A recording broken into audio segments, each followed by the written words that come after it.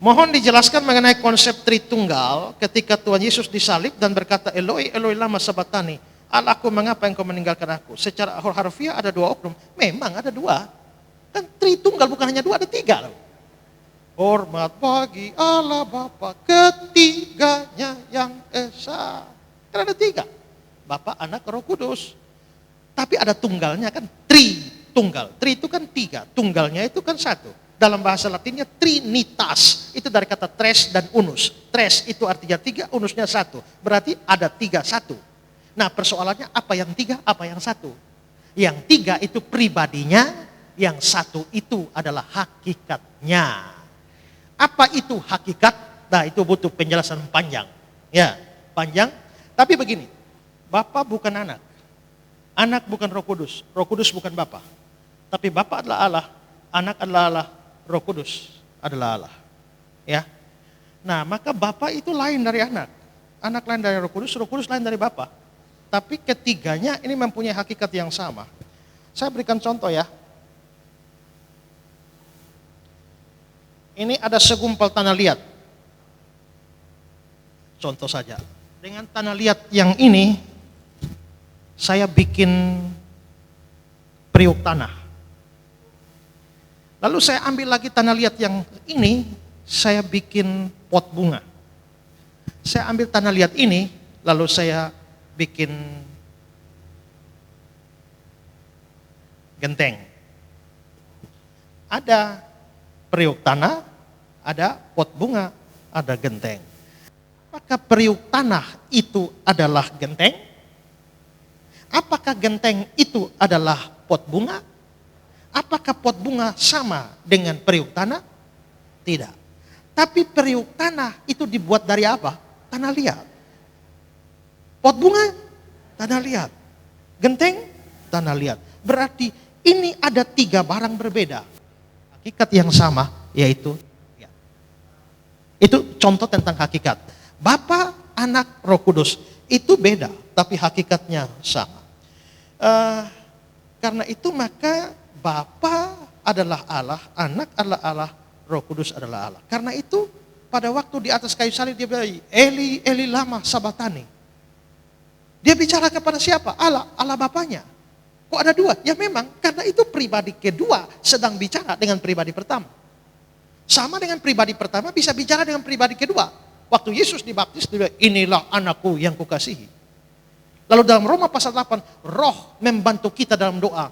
Roh sendiri berdoa untuk kita kepada Bapa. Berarti Roh bisa bicara kepada Bapa. Jadi memang adalah tiga pribadi.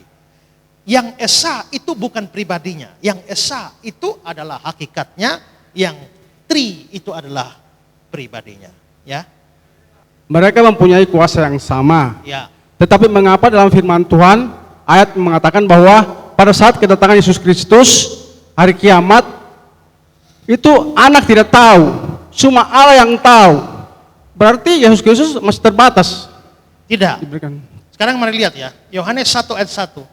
Pada mulanya firman, firman itu kan Yesus. Firman bersama dengan Allah, maksudnya dengan Allah Bapa, firman itu adalah Allah. Oke? Tapi ayat 14 dibilang begini. Firman itu telah menjadi manusia.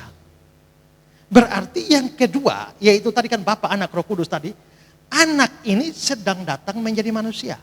Pada waktu anak datang menjadi manusia itu apa yang terjadi? Ini, Filipi pasal 2.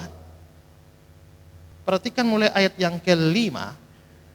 Kristus Yesus yang walaupun dalam rupa Allah, tidak menganggap kesetaraan dengan Allah itu sebagai milik yang harus dipertahankan, melainkan telah mengosongkan diri.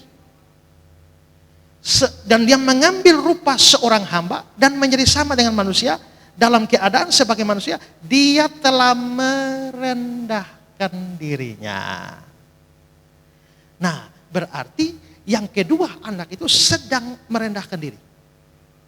Oke, Ibrani pasal 2. Namun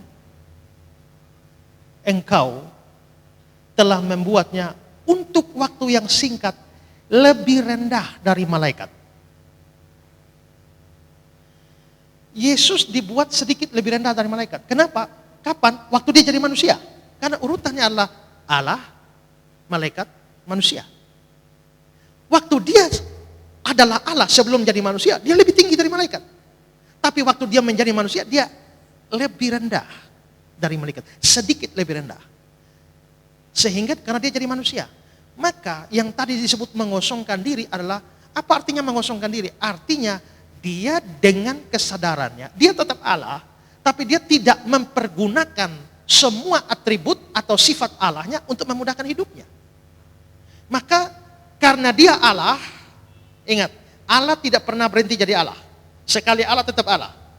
Maka waktu Allah menjadi manusia, apakah dia berhenti jadi Allah? Tidak. Dia tetap Allah. Saya beri contoh. Penggunaan kata menjadi. Apa boleh buat nasi sudah jadi bubur?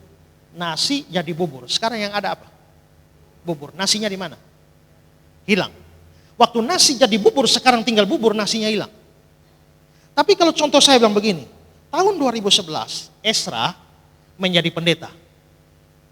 Esra jadi pendeta. Sekarang jadi ada pendeta. Esranya hilang. Kalau hilang terus yang omong dengan kau siapa sekarang?